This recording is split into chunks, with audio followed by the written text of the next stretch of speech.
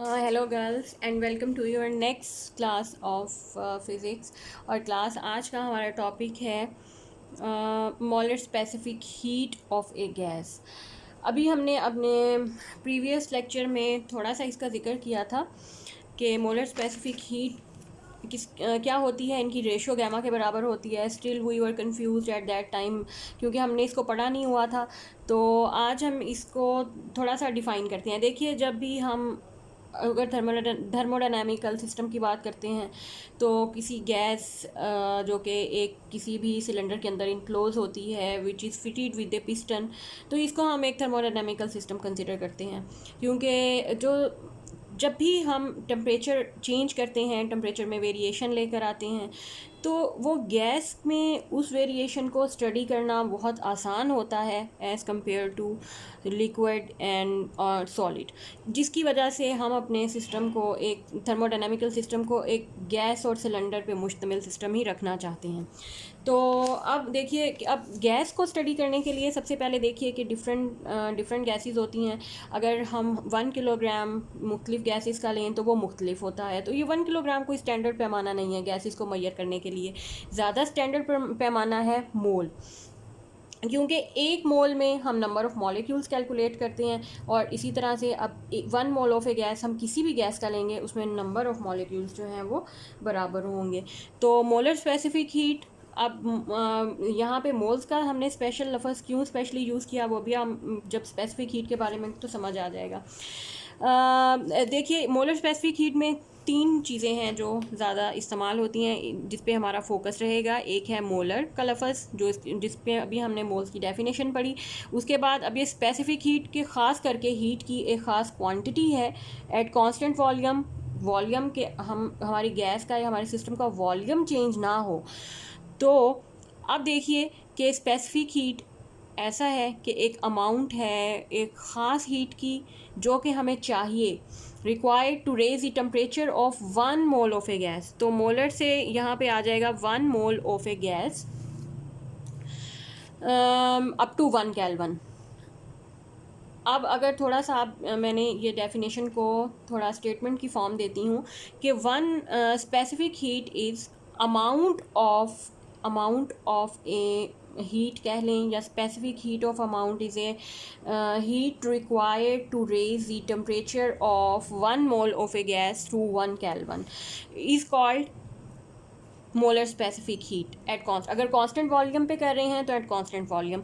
इसका ये मतलब हुआ कि आपका जो हमारे पास सिस्टम था, गैसेस के ऊपर, गैस पे मुश्तमिल एक सिस्टम था, उसमें हमने हीट एनर्जी एंटर की है। कितनी एंटर की है वो हमें अब पता चलेगा, डेल्टा क्यू के बराबर होगी। और ये किसके बराबर होगी? डेल्टा क्यू के। और अगर हम सी वी की बात करें तो ये constant of proportionality C V होता है। That is the rate of change of heat energy. उस वक्त जो भी हीट एनर्जी हमारी सिस्टम का हीट एनर्जी में जो चेंज आ रहा होगा, मतलब कि उसका टेम्परेचर बढ़ रहा होगा 1 केल्विन तक, तो जितनी हीट हमें रिक्वायर्ड होगी वो मोलर स्पेसिफिक हीट कहलाएगी। डेल्टा क्यू से उसको रिप्रेजेंट किया जाता है। और स्पेसिफिक हीट, इसका जो कांस्टेंट है मोलर स्पेसिफिक हीट का एट कांस्टेंट वॉल्यूम, वो सी वी से रिप्रेजेंट किया जाता है। और ये ratio delta Q over delta T के बराबर होती है। Similarly heat required to raise the temperature of 1 mole of a gas up to 1 kelvin at constant pressure की अगर बात करें तो वो C P is equal to delta Q और डेल्टा टी के बराबर होती है। डेल्टा क्यू यहाँ पे वो ख़ास अमाउंट ऑफ हीट है जो कि आप एंटर करते हैं अपने सिस्टम में, और इसकी रेशो लेते हैं डेल्टा टी के साथ, तो ये स्पेसिफिक हीट के बराबर आ जाता है। और इसको हमने कांस्टेंट प्रेशर पे अगर डिस्कस करें तो ये सी पी के बराबर होता है। यहाँ नीचे देखिए, यही हीट्स जो हैं ये यहाँ पे दिखाई गई हैं कि हमारे पास एक गैस सिलेंडर का सिस्टम है that is fitted with A piston. और अगर हम कांस्टेंट वॉल्यूम की बात करें तो देखें कि हमने कांस्टेंट वॉल्यूम पे इसको बिल्कुल सील किया हुआ है कि ये पिस्टन मूव ना करे और वॉल्यूम चेंज ना हो।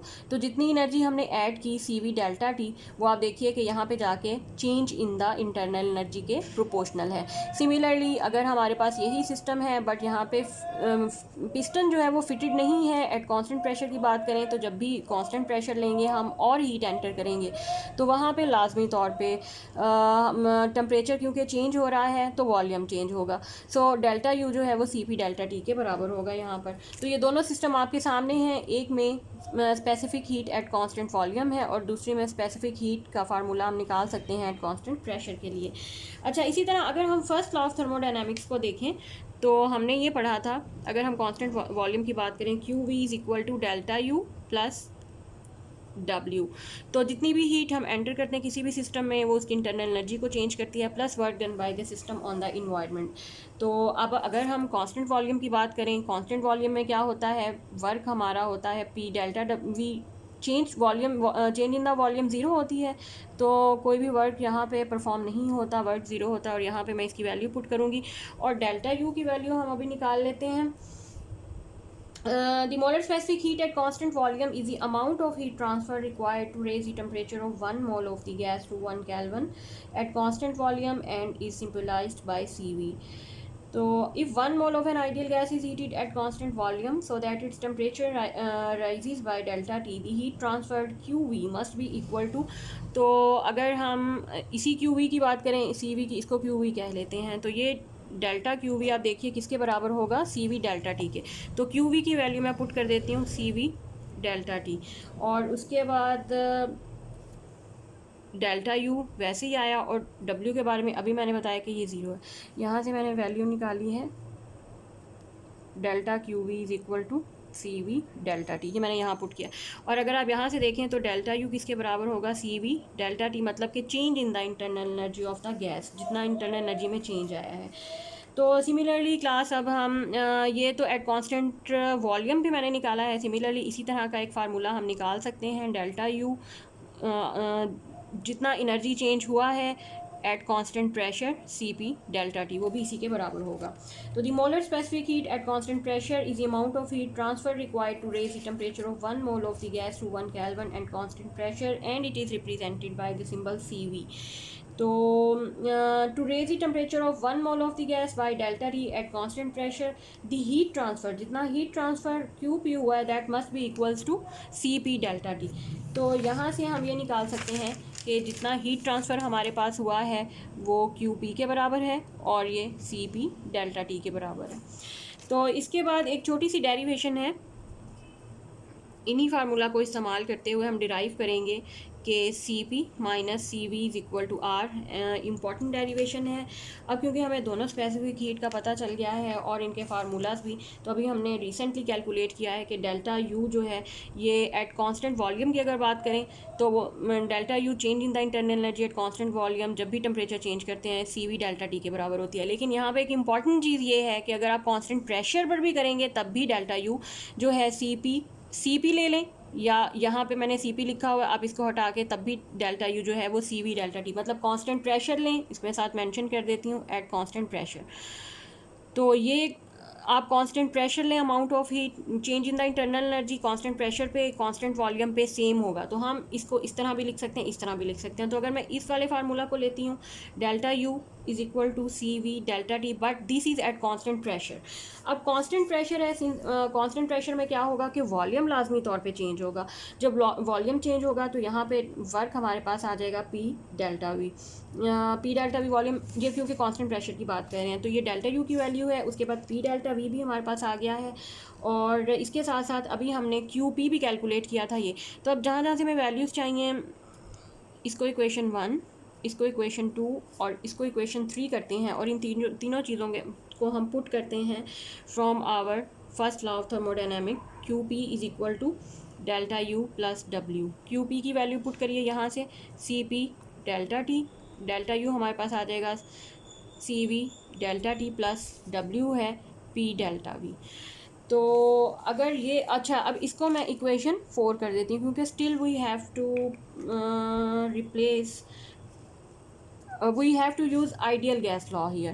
So we know that PV from ideal gas law, PV is equal to nRT। अगर हम 1 मोल की गैस ऑफ 1 मोल की बात करते हैं तो n 1 होके ख़त्म हो जाता है, और अगर हम चेंज इन द वॉल्यूम की बात करें तो वो उसी के प्रोपोर्शनल होगा जितना टेम्परेचर चेंज हुआ है। तो ये P delta we R delta we के बराबर है। मैं इसको यहाँ पे पुट करने लगी हूँ P डेल्टा वी की बजाय R डेल्टा वी। और अब इसको मैं थोड़ा सा सिर्फ रीअरेंज करूँगी और हमारा आंसर आ जाएगा। सो यहाँ से मिटाती हूँ। तो according to equation 4, C P delta T minus C V delta T is equal to R delta T.